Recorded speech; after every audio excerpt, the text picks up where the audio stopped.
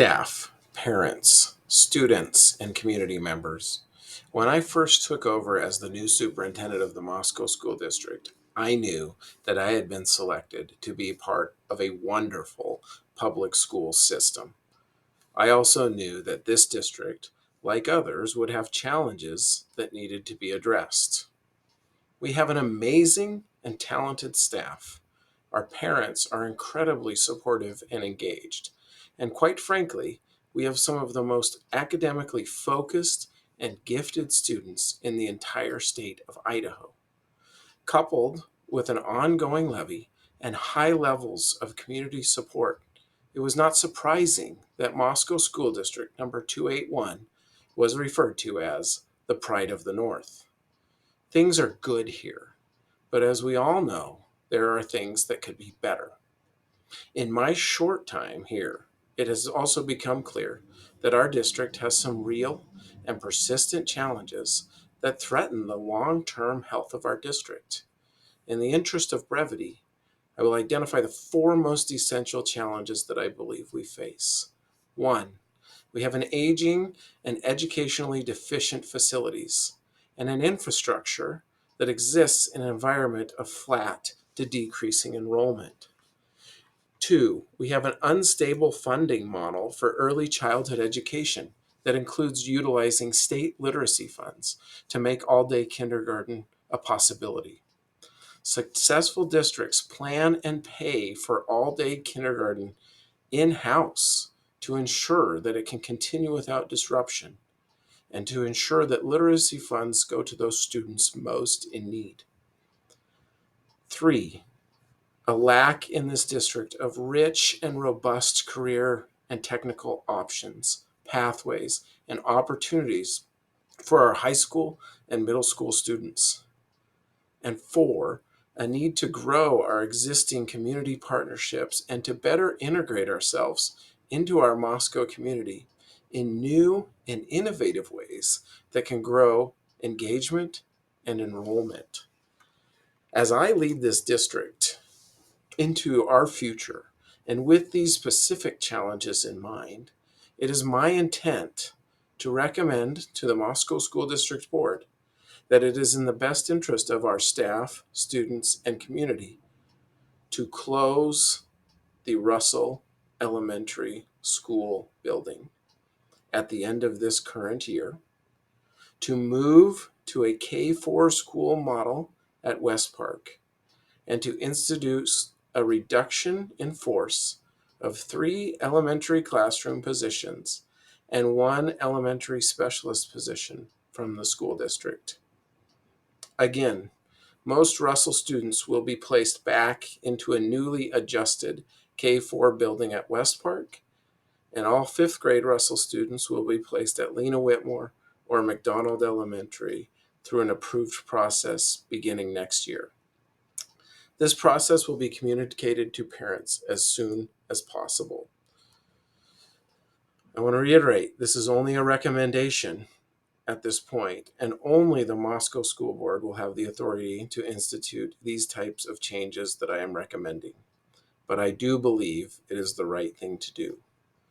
The Moscow School Board will host a special board meeting / hearing on Monday, March 18th, 2024 at 7 p.m. at Moscow Middle School to provide all who are impacted an opportunity to speak and share concerns.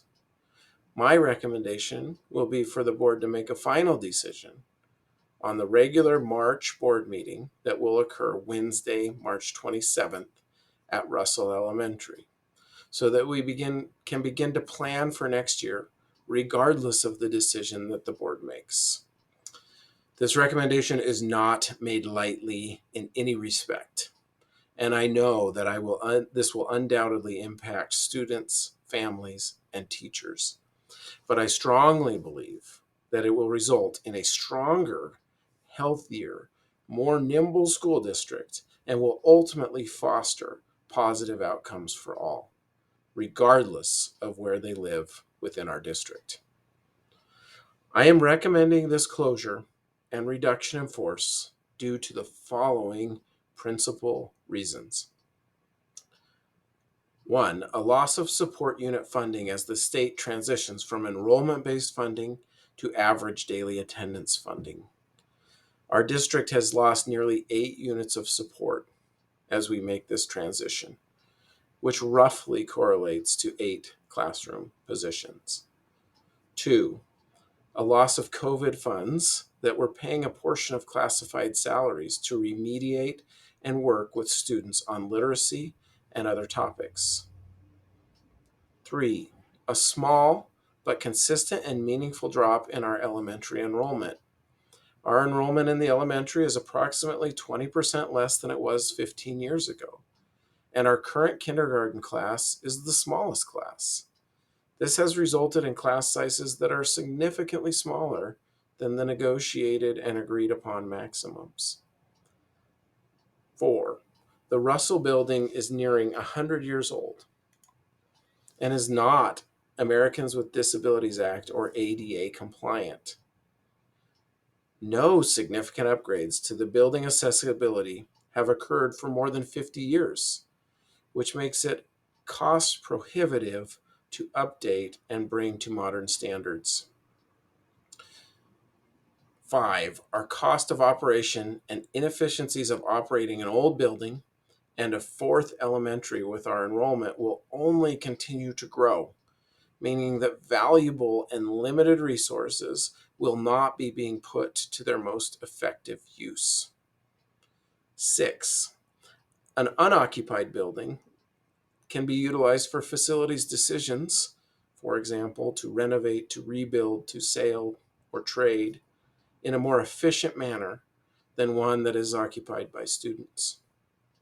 7, the 3 other existing elementary buildings, McDonald, Lena Whitmore, and West Park, have existing classroom space capacity to be able to immediately absorb the students from Russell. 8, even with the cuts, we will stay at the negotiated maximum classroom sizes, meaning that our kids will remain in class sizes that are scientifically based, optimal for learning. 9, we will be able to consolidate and even concentrate our focus of classified resources, classified staff that we are currently providing into 3 buildings instead of 4. This includes paraprofessionals, aides, janitors, cooks, and other positions that will be better able to serve our kids. 10, any resulting financial savings from these changes can be focused on the challenges referenced at the beginning of the letter. For example, funds that result in these savings could be applied to pay up for up to 3.5 full-time kindergarten positions, which would free up state literacy funds to be used for focused and targeted student-level interventions, meaningful contacts with children. Savings for future facilities projects can be realized, and potential tax reductions on future facilities projects as we move forward in the discussion around facilities. And increased flexibility to grow and improve community engagement and student enrollment through new and expanded career technical opportunities and community school offerings. I want to be clear, I am not recommending these changes because I think it's easy. The easy thing to do would be to maintain the status quo. I take no joy in the reduction of our teaching staff, nor in the closure of an elementary school that has meant so much to so many families and children over the last century. I've spent many sleepless nights weighing the pros and cons, and I know my administrative staff has carried the same burden. I would argue that the status quo has left us in this hole, and that the status quo will only continue to dig this district deeper. I am sure that there will be many questions, tears, frustration, and even anger as we move forward. Many of you are likely still reeling in shock at the announcement and processing what these changes may bring. I hope that once the initial emotions have passed, we will be able to help you see the why behind this recommendation. More questions will need to be answered. Questions like where will the students be going, and which staff will need to move buildings, and who will be a part of the reduction in force. I hope that my presentation at the special board meeting will clarify concerns about staff, students, families, and more. In the interim, I welcome questions. Please be reminded that I am making a recommendation, and the final decision will rest with the Board of Trustees.